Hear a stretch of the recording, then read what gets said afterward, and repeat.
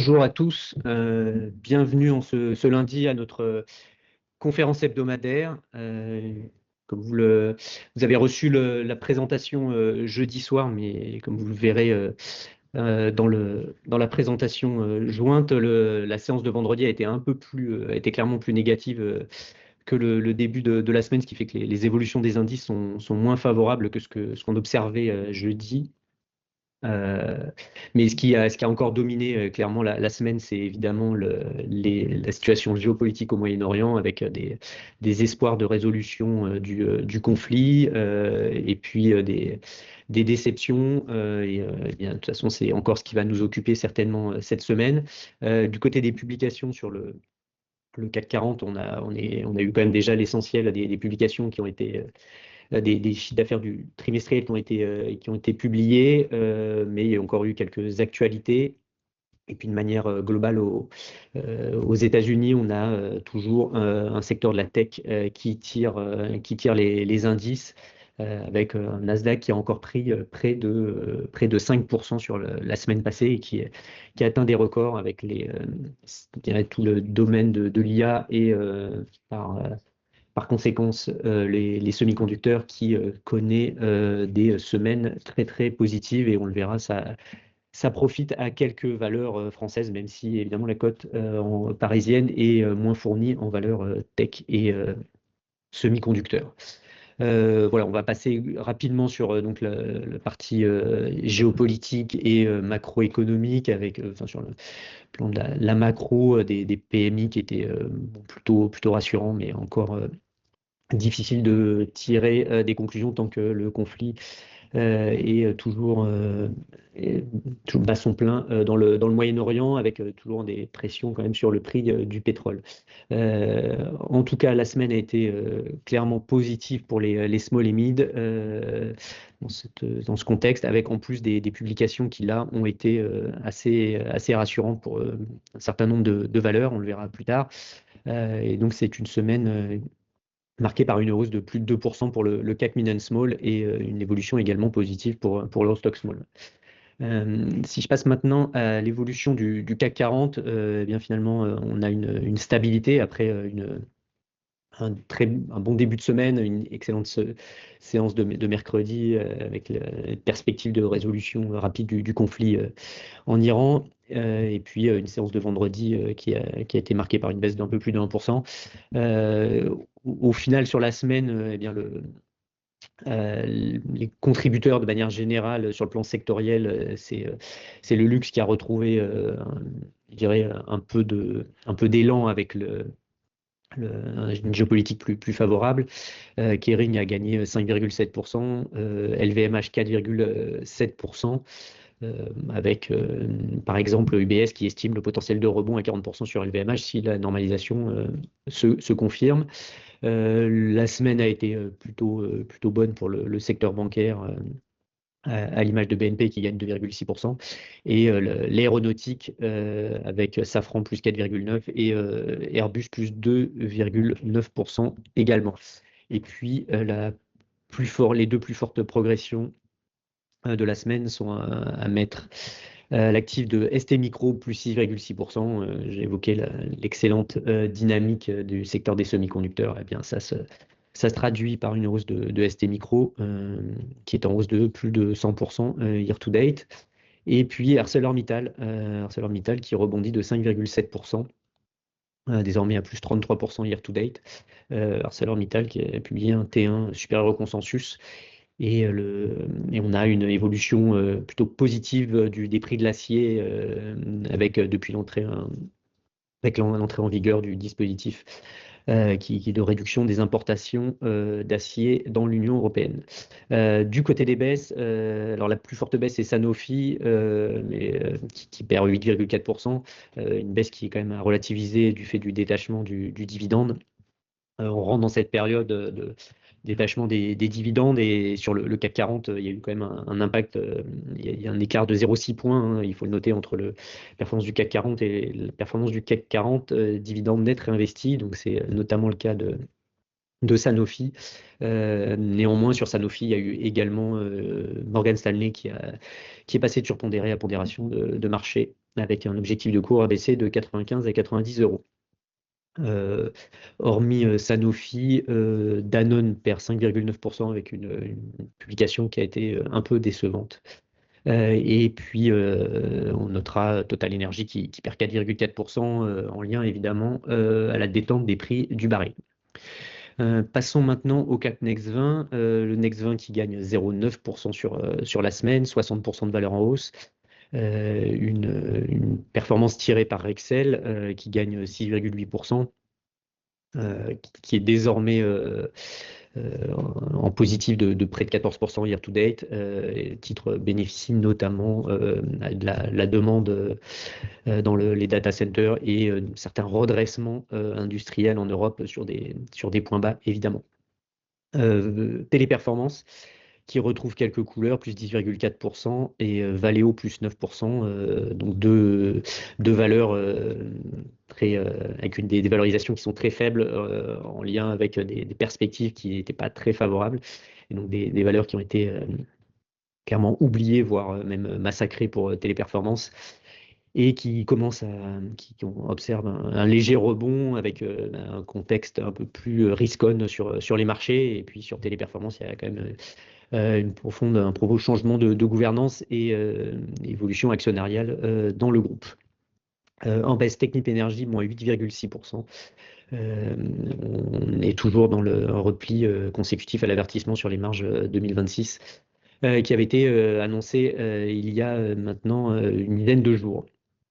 Euh, Hormis Technip, Getlink moins 2,9 et Score moins 2,3%. Passons maintenant aux small et mid cap qui ont, elles, connu une semaine très positive, et le mid 60 en particulier avec une hausse de 2,2%. Une hausse qui a été boostée par deux secteurs en particulier. Le premier, c'est les biotech. On le verra dans les autres indices small cap, mais le segment, enfin le sous-secteur des biotech a très très bien performé cette semaine, enfin la semaine passée, en particulier Nanobiotics, qui a bondi de 28,5% donc la semaine passée, après l'acceptation par la FDA d'un amendement au protocole de la phase 3 sur le produit de Nanobiotics pour le cancer de la tête et du cou, et donc qui permet d'accélérer l'arrivée potentielle du produit sur le marché. Et donc ça a clairement boosté le titre. Dans le sillage, Abivax, qui est toujours l'une des plus fortes pondérations du MID 60, a également gagné 9,4%. Abivax lui a annoncé le rachat de ses certificats royalty émis en septembre 2022. Ça équivaut à une augmentation de capital de 45 millions de dollars, et ça clarifie la structure de financement de la biotech. La biotech qui est toujours observée par plusieurs big pharma actuellement. Voilà, donc les biotech, c'est le premier secteur qui a tiré l'indice. Et puis derrière, on a le secteur de la tech et des semi-conducteurs avec Soitec qui continue de tirer la performance. Soitec qui gagne encore 35%. On est à plus de 630% year to date. Évidemment, le secteur est toujours très recherché, et on a eu une note favorable de Deutsche Bank qui a encore boosté la valeur la semaine passée. Derrière ces deux secteurs très favorables, on retrouve Air France qui a repris 12,7%. En lien direct avec la décrue du prix du baril, et logiquement également les perspectives de fin du conflit qui seraient favorables pour toutes les compagnies aériennes. Enfin, Atos, plus 12,2%. Alors, sur la hausse d'Atos, il faut la voir dans un mouvement favorable assez global aux ESN depuis une dizaine de jours. Mais sur Atos plus particulièrement, on a eu également le 1er mai l'annonce de la cession des activités sud-américaines, puis la signature le 5 mai d'un contrat avec un assureur américain pour 500 millions de dollars. Voilà, donc un news flow qui est un peu meilleur. Et enfin, on a eu sur le plan financier lancement d'une émission obligataire à échéance 2031. Donc tout ça a permis au titre de rebondir, mais il est néanmoins encore en baisse de 26% year to date. Du côté des baisses, Viridian moins 23%, en lien notamment avec le repli des parapétrolières et avec le profit warning de Technip la semaine passée. Dans le même secteur, Vallourec perd moins 8%. Ensuite, M6 affiche une baisse de 11,7%. Dans le cas d'M6, il faut avoir en tête qu'il y a eu le détachement du coupon la semaine passée, qui explique le repli en grande partie du titre. Passons maintenant au CAC Small. Le CAC Small qui est lui aussi positif, même si la dynamique est un peu moins forte que sur le CAC Mid. Mais on a quand même une hausse de 1,3% pour le CAC Small, avec OVH qui continue son net rebond, plus 15%. Ce qui amène la hausse à 64% year to date.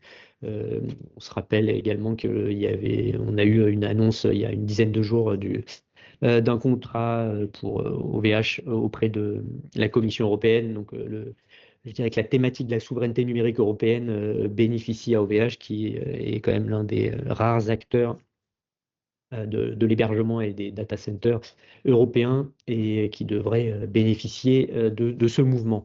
Et d'ailleurs, de manière un peu plus indirecte, mais c'est quand même il y a un facteur et un catalyseur, c'est Mersenne qui gagne 7,1%.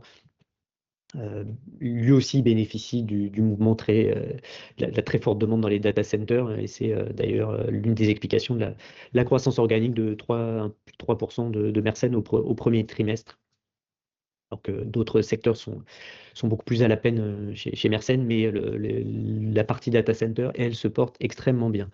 Dans le CAC Small, je dirais à l'image de ce qu'on a observé sur le 1060, on a une semaine positive, voire très positive pour les biotech.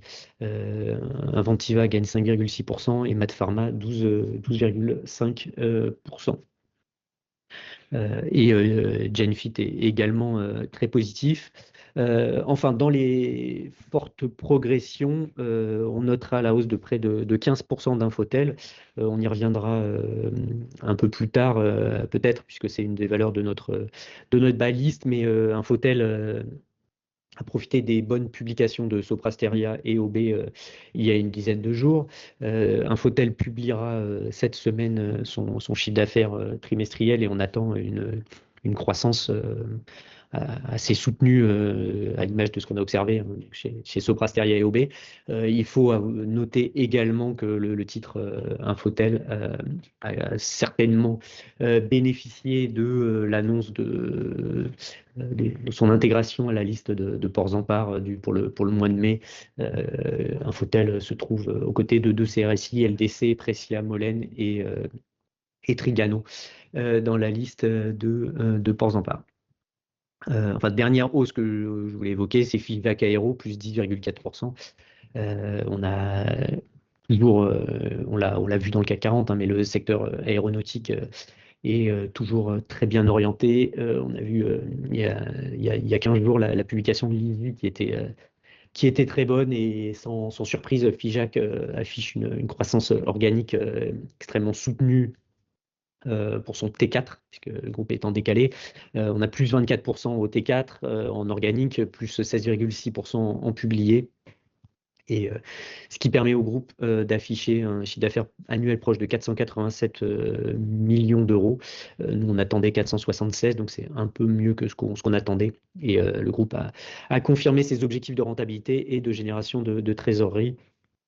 Toujours un dossier où il y a de la croissance, et les multiples ne sont pas donnés, mais on a également des perspectives de sortie et de cession à terme, puisque le dirigeant fondateur n'a pas vocation à rester durablement à la tête du groupe, et il ne s'est pas caché de ses velléités de trouver un acheteur d'ici 3 ans, probablement, en fonction de l'évolution du marché.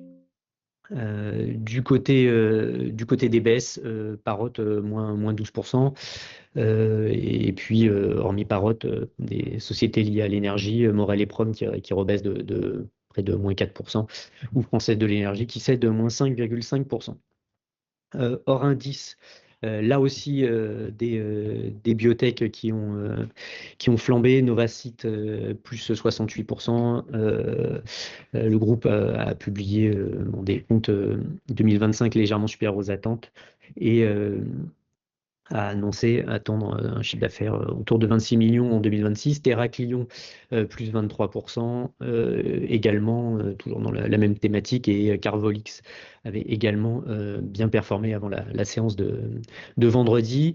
Au-delà de ça, on observe un rebond intéressant de ICAP, valeur sur lesquelles on avait écrit des feedbacks en soulignant la faible valorisation, mais un news flow qui était pas très bon. Néanmoins, au T1, qui a été publié le 5 mai, le groupe a annoncé une croissance organique de 11%. Ce qui redonne un peu d'élan à la valeur. Enfin, on pourrait évoquer SFPI qui gagne 13%, plus 16% year-to-date pour le groupe qui a publié, qui avait publié des résultats annuels assez satisfaisants, avec une rentabilité qui s'est améliorée à S2 et un bilan très solide qui permet d'envisager probablement une reprise de la croissance externe sur le dossier. Un mot rapide sur le stock small. Le stock small qui gagne 1% au cours de la semaine passée, 60% de valeur en hausse. Progression qui a été tirée par pas mal de valeurs industrielles. Le chimiste belge Umicore qui gagne 27%. C'était allemande Hortif qui gagne également près de 21%. Et une autre valeur je dirais industrielle aux Pays-Bas, cette fois-ci Alberts, qui gagne 15%.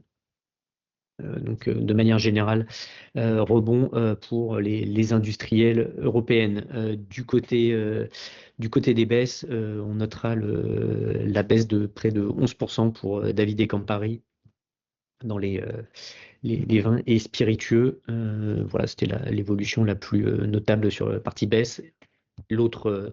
Avec l'autre secteur, c'est évidemment les parapétrolières qui cèdent du terrain après avoir largement profité de la hausse du prix du baril.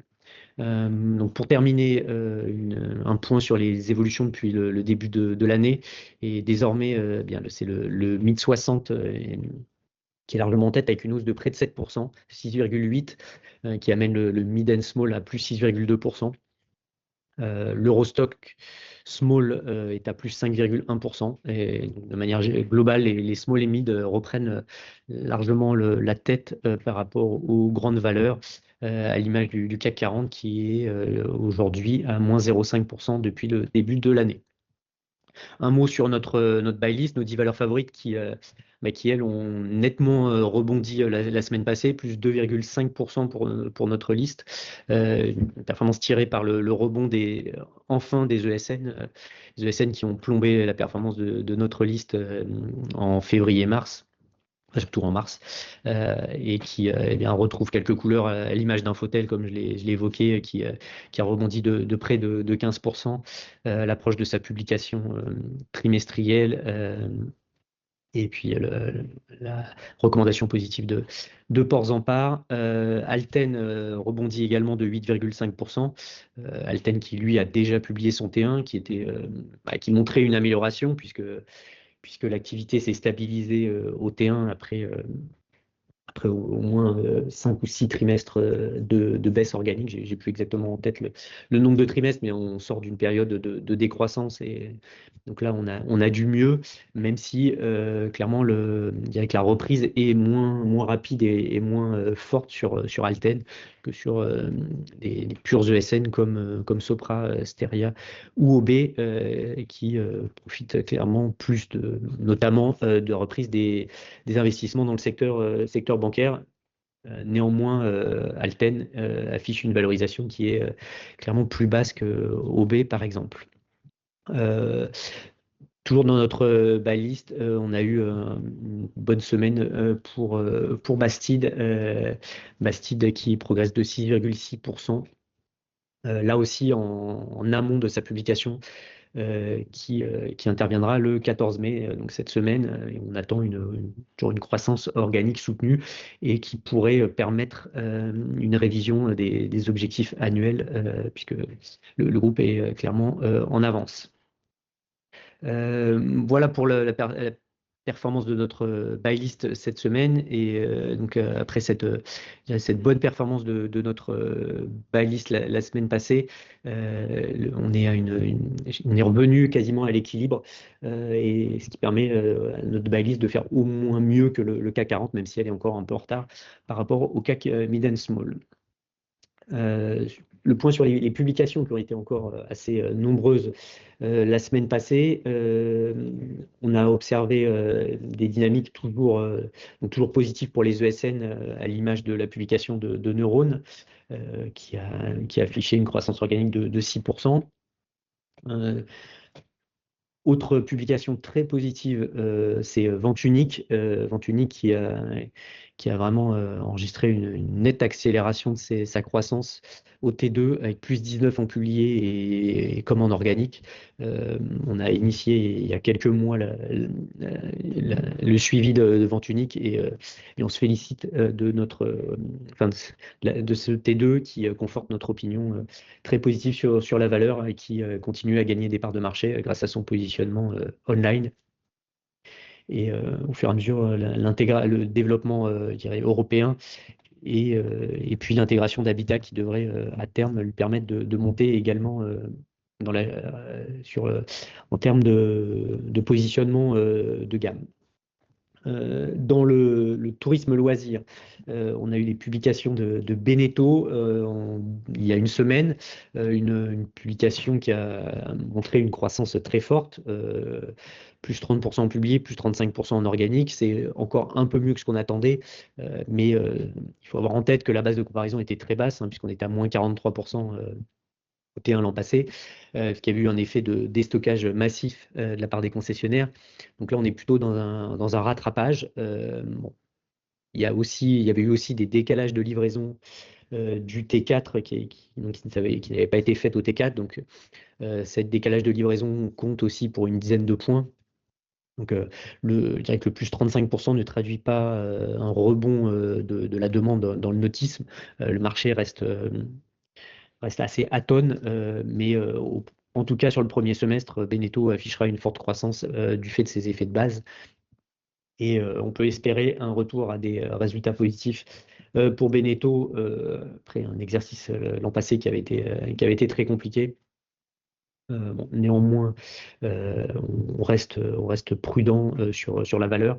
La valorisation est basse, mais le marché tarde à repartir, comme nous l'ont confié les dirigeants de Fountaine Pajot ou Katana.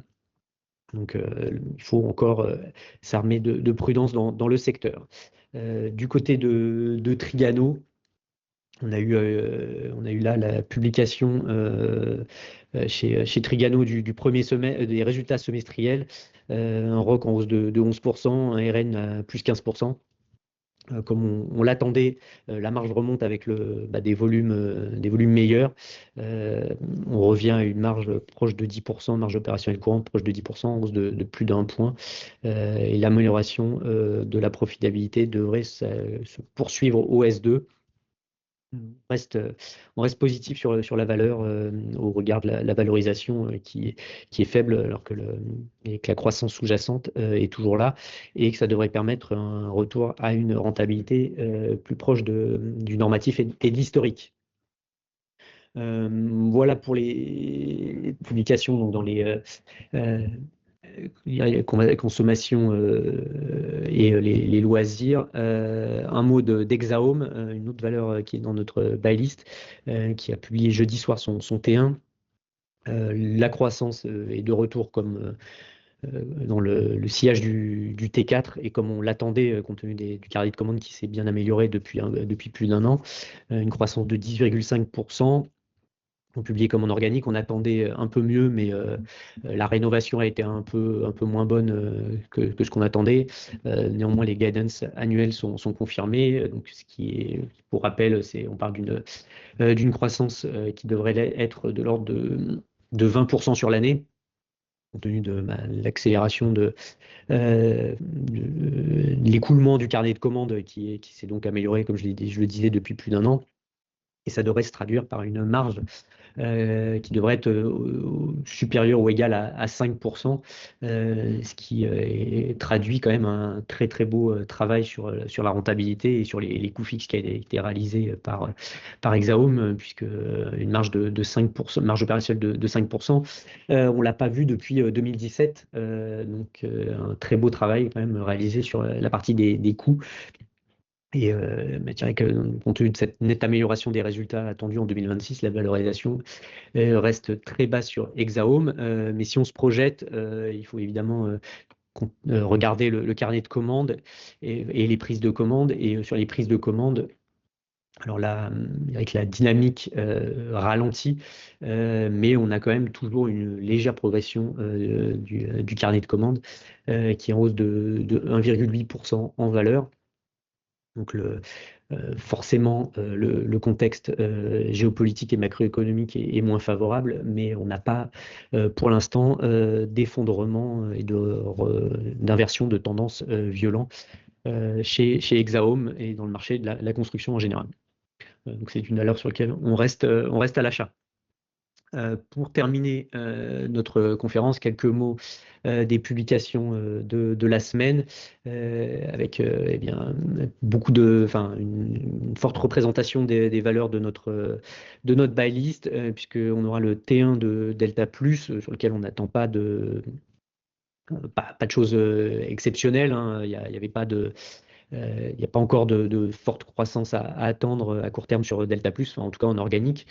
En publié, on attend de la croissance compte tenu des acquisitions réalisées et des acquisitions qui devraient également je dirais, booster la croissance tout au long de l'année pour Delta Plus. Globalement, on trouve qu'à ces niveaux de valorisation, il y a, compte tenu de l'amélioration du momentum, on devrait avoir une revalorisation du titre au cours de l'exercice 2026. Ensuite, on attend Jacquet Metal.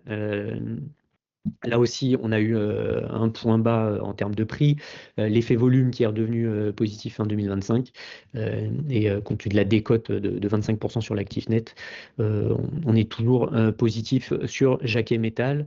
Infotel, j'ai déjà évoqué, et Bastide également. Enfin, dernière publication attendue cette semaine, Pouvoula, avec le T4 qui devrait être très bon pour Pouvoula, euh, avec notamment la partie boîte de chauffage qui devrait tirer la croissance. Tous les autres acteurs qui ont déjà publié, comme Cogra, ont affiché des croissances de près de 20% sur la partie boîte de chauffage, compte tenu d'un effet de base favorable, et puis avec la remontée des prix des autres énergies est clairement favorable aux activités bois énergie, et en particulier chez Pouvoula, qui devrait mieux terminer l'exercice et qui devrait être en croissance sur l'ensemble de l'année grâce à ce bon second semestre. Voilà, j'en ai fini avec les valeurs que je voulais évoquer ce matin avec vous. Eh bien, on est toujours à votre disposition tout au long de la semaine. N'hésitez pas à nous contacter si vous voulez creuser l'une ou l'autre des valeurs qu'on a évoquées ce matin. Euh, et puis on vous retrouvera lundi prochain pour un bilan un peu plus large des publications du premier trimestre, puisqu'on aura fait je dirais le tour de l'essentiel des small et mid cap, et ça nous permettra de faire le bilan de ce premier trimestre qui d'ores et déjà montre, enfin, est clairement satisfaisant et n'a pas montré pour l'instant de ralentissement, de décrochage en termes d'activité. Le T2 sera beaucoup plus attendu, puisqu'il nous permettra de mesurer l'impact de la crise en Iran. On peut espérer que d'ici l'été, je dirais que ce conflit on trouvera une solution au conflit et que ça pourra permettre de repartir et de relancer l'activité pour les small et mid-cap en particulier. Merci beaucoup pour votre présence encore ce matin. Merci à ceux qui pourraient nous réécouter via notre chaîne YouTube au cours de la semaine. Et donc, je vous dis à lundi prochain pour notre nouvelle conférence hebdomadaire. Merci beaucoup.